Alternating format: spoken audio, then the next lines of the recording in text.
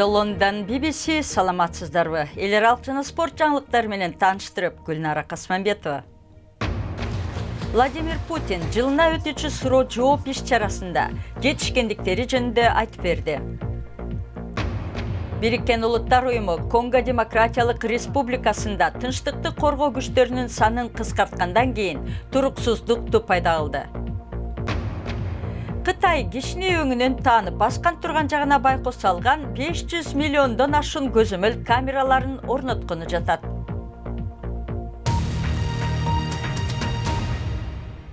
Жыл сайын жаңы жыл алдында Россиянын президенти Владимир Путин кабарчыларды өзүнүн суроо жооп медиасына чарасына чакырып келет.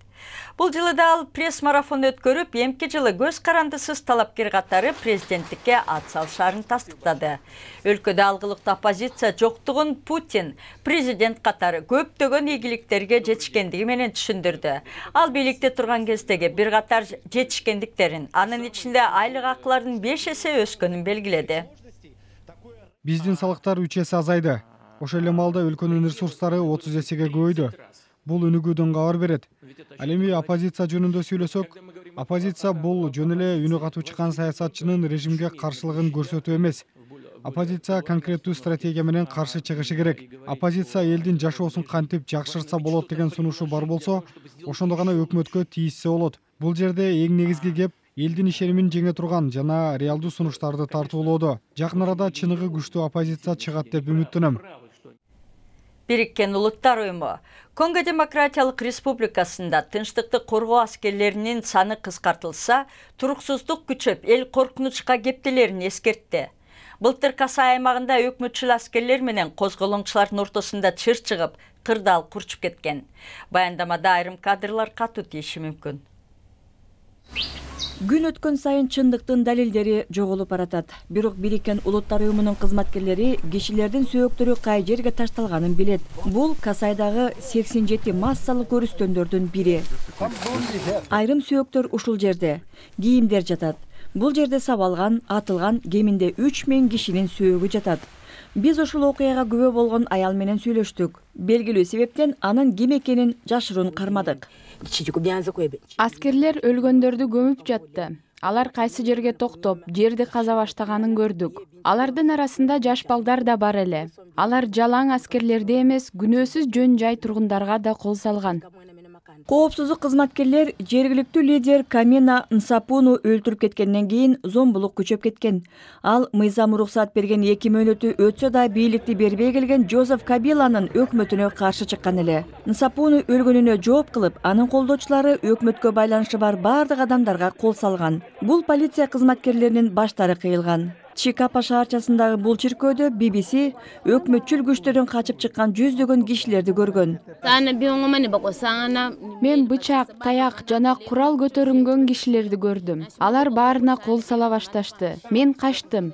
Менин 4 балам бар болчу, бирок бирөөсү менен гана кача алдым. Калган 3 балам тирүү калган жок.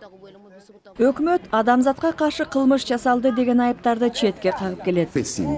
Биз террордук чабуулга кабылдык. Булардын Ай-Шабаб же Боко Харам сыяктуу экстремисттик топтордон эч айырмасы жок. Касайда өкмөттүк күчтөр менен ар кандай топтордун ортосунда бир гана күч турат. Бирок Бириккен Улуттардын аскерлери кысым алдында. Батыш Европа аймагынын 3төн 2-синде болгон өлкөдө болгону 20 000 жоокер бар. Америка тынчтык орнотуу аракеттерине жумшалган каражатын азайтып, эми бул сандагы кыскарууда. Ушунча аз аскерлер менен эмне кылса болот? Биз бул жерде жок болсок эмне болот эле деп ойлогондон да коркобуз. Биз Бириккен Улуттар берген каражатты болушунча пайдалуу колдонгубуз келет. Болушунча көп кишилердин өмүрүн сактап калууну жана жагдайды жакшыртууну каалайбыз.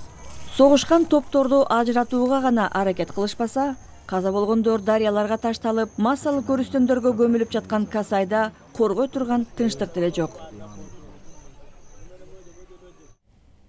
Сиз көрүп жаткан BBC жаңылыктар менен тааныштырууну улантам.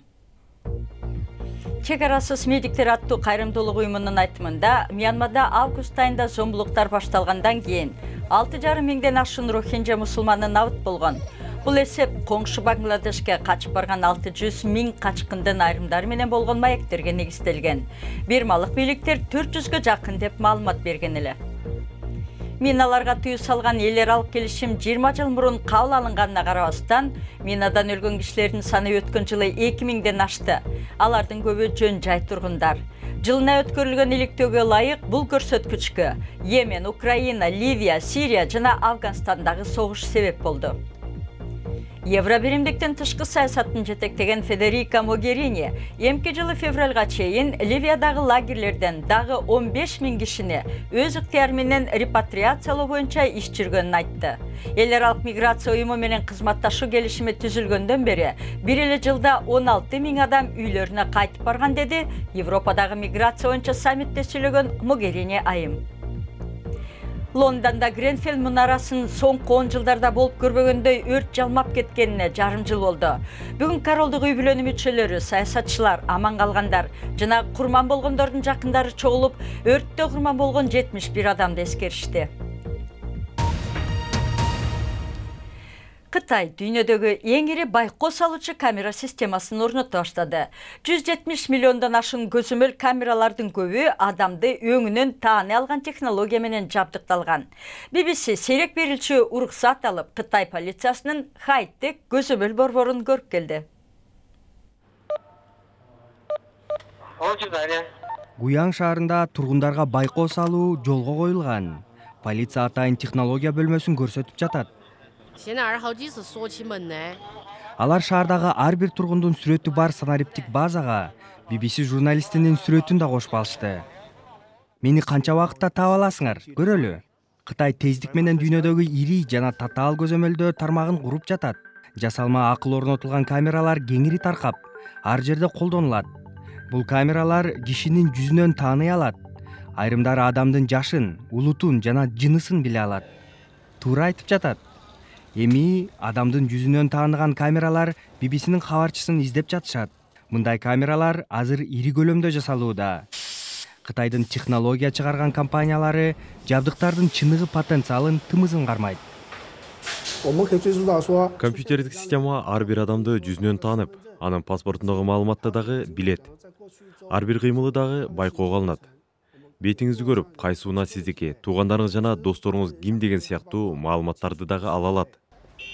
Калкы 4 миллион болгон шаарда BBC'нин кабарчысын компьютер болгону 3-4 мүнөттө таап чыкты. Кытайдын эми дагы бир жаңы кубаты пайда болду. Мындай көзөмөлдөө кылмышкерлерди табууну жеңилдетет. Бирок сынчылар мунун коркунучу бар деген пикирде. Кытайда жоголуп кетүү мүмкүн эмес экен. Эми спорт. Манчестер Ситинин менеджери Пеп Гвардиола Свонси менен беттеште 2 гол тепкен жарым коргоочу Давид Силваны мактады. Команда катары менен 15 оюнда эч утулбай рекорд коюп келатат. Премьер-лига лидеринин гол эсебине Серхио Агуэро жана Кевин Де Брюйне дагы өз салымдарын кошту. Борнмаусту 1-0 менен уткан Манчестер Юнайтед болсо, жергиликтүү атаандаштарынан дале 11 упай алды да келатат. Реал Мадриттен Криштиано Роналдо жана Гарес Бейл Абу-Дабидеги дүйнөлүк кубок клубунун жарым финалында голдорду киргизип, Реал Араб Эмираттарынын Аль Жазира командасын утуп алды. Сентябрда травма алгандан бери экинчи эле оюнга катышкан Бейл башка футболчунун ордуна талаага чыгаар замат гол киргизди. Зинедин Зиданенин командасы бразилиялык клуб Гремио менен 6-күнкү финалда беттешет. Программанын соңунда Кытайдын түндүк чыгыш тарабындагы куйруктуу жылдыздарды көрөлү. Метеор жааган асманда жыл сайын байкалат. Сиздер көрүп турган кадрларда болсо Чаңбай тоолорунун үстүнө учуп түшкөн ондогон метеорду көрсө болот. Метеордун жалыны жердин атмосферасына киргенде, метеордун жана чаңдын мап-майда бөлүкчөлөрү аба менен сүрүлүп, күйүп турганда пайда болот. Куйруктуу жылдыз көрсөңүз, каалоо тилеңизди айтып үлгүрүңүз. Жаңылыктарды алып барган Гүлнара Касманбетова, ободо кайрадан жолукканча саламатта болуңуздар.